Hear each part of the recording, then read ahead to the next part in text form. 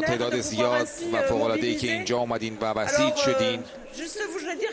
میخواستم چند جمله بهتون بگم در رابطه با اونچه که در ایران میگذره و یک پیام امید به شما بدم، چون دیکتاتوری ها ما میدونیم که چطور به وجود میان، یا با سلاح یا با کلام یا بعد از یک دیکتاتوری یا برای از بین بردن یک دموکراسی.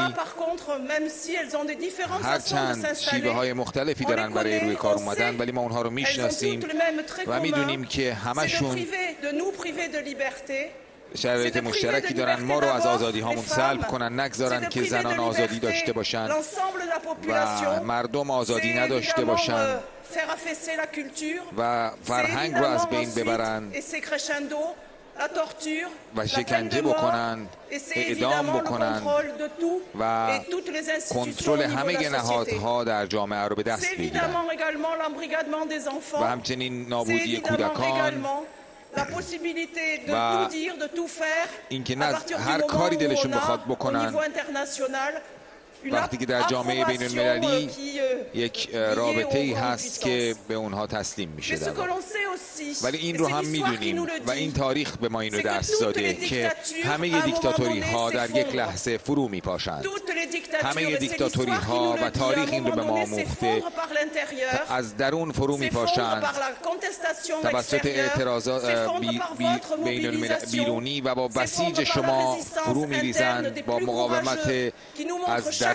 شجاعترین افراد که به ما نشون میدن هر روز میتونیم در برابر دیکتاتوری مقاومت کنیم، باید مقاومت کنیم و برخی این کار رو در کشور ایران، کشور شما انجام میدن به قیمت جانشان. داستان کسانی که مقاومت میکنن و شما که بسیج میشید برای کسایی که جانشون رو به خطر میندازن. این ما رو امیدوار میکنه در چارچوب کنونی، در وضعیت کنونی اون چی که در سوریه دیده ایم، ما رو امیدوار میکنه که فردا ایران آزاد بشود.